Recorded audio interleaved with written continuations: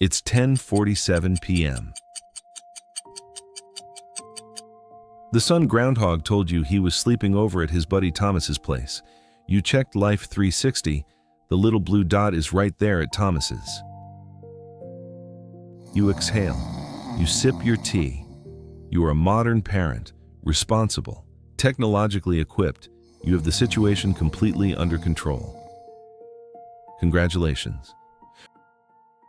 What you don't know is that your son's phone is indeed at Thomas's.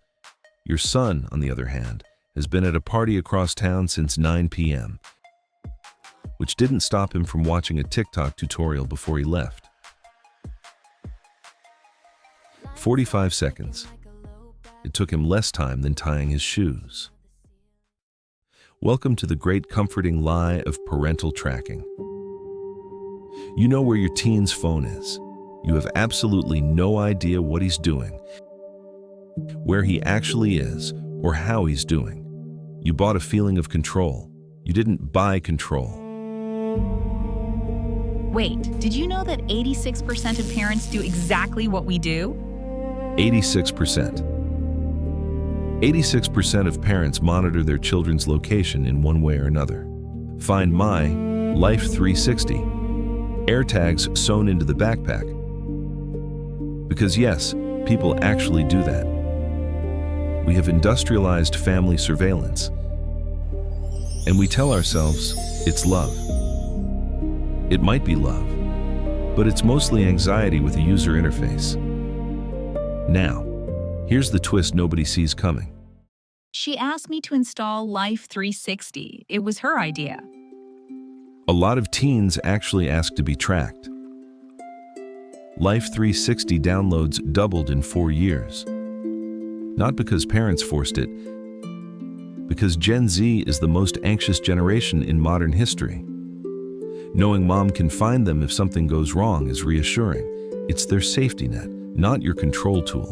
The difference is massive. And now you're thinking, great, so we're right to track them. Not quite. You have a GPS coordinate. You don't have safety. You know where your teen's body is. You have no idea what's going on in their head. Okay, let's get serious for 2 minutes. Adolescent psychology research is very clear on non-negotiated surveillance. Tracking imposed without discussion, without agreement, without a time limit, destroys exactly the resource you need most. Trust. Not obedience. Not location data. Trust. When a teenager realizes they're being monitored without having any say in it, their brain runs a very simple calculation. Their brain doesn't conclude, my parents love me. Their brain concludes, I'm not trustworthy. And a teen who believes his parents don't trust him will do exactly what you feared. Hide things from you, not out of spite, out of survival instinct. You wanted to know where he was. Now you don't know how he's doing. Great result. He hasn't replied to my messages in 2 weeks. The paradox is brutal. You installed Life360 because you wanted to be there for him if something went wrong.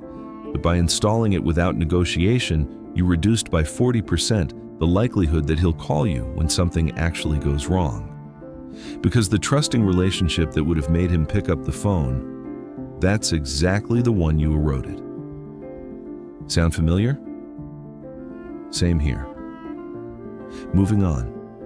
What you actually want isn't to know where your teen is at 11 p.m. on a Friday. What you want is for them to call you when things go wrong. Those two goals don't come from the same tool. Confusing them is where everything falls apart. So, what do we do? Uninstall everything and pray it works out? No. We architect. There are 3 ways to track a teenager. Spoiler, 2 of them blow up in your face. Only one actually builds something instead of destroying it. Level 1, secret tracking. It's the worst of the 3, not because it's morally questionable, but because it's spectacularly ineffective. When your teen finds it, and they will find it, they always do, you won't have lost a battle. You'll have lost the war. Trust doesn't rebuild easily after that. Good luck with the next 5 years. $30 to track an empty table, leading to the devastating realization of your own obsolescence. As you try to compute the betrayal, your entire parenting paradigm collapses instantly. So, in the trash it goes, along with your dignity, because the Cold War has officially begun, and it's time to drown your sorrows in lukewarm coffee. Realizing technology just made you look desperate, you know you need a new strategy, fast. Preferably one that doesn't involve absolute totalitarianism, which means confronting the criminal mastermind in his lair. He looks guilty, but mostly just bored. Which brings us to level 2, open negotiation.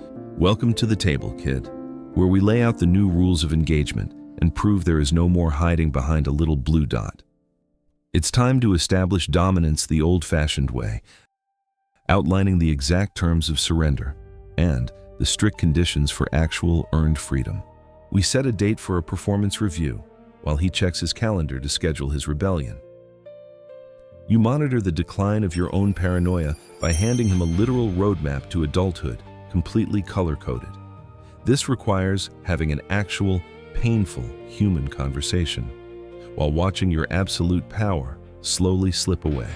The teenager gets a taste of the system and quickly realizes the system is completely flawed.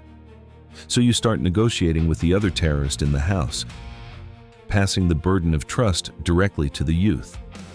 She accepts the heavy crown of responsibility. In a truly touching moment of mutual manipulation, you sip your morning brew, miraculously calm. Yes, you actually survived the night without checking a satellite feed once, and the house hasn't burned down yet. You feel almost proud of them. Welcome to level 3, actual, terrifying trust. The family gathers for the ultimate test. You resist the urge to check their vitals, waiting for the absolute chaos to descend. But everyone is actually in the same room, and surprisingly, nobody is screaming. It's real, live human interaction, and it's disgusting. Receiving a text that isn't a ransom note, you walk away, leaving them to their devices. Trust is a bitter pill, but it works. So have a large cup of letting go. You're doing okay for an obsolete warden, watching them slowly leave the nest. Your screen time is finally down. You've successfully unparented. The anxiety is replaced by mere dread, but you are the master of your domain again, and your partner actually tolerates you. Off they go, into the terrifying real world. Subscribe before we sew an AirTag into your favorite jacket.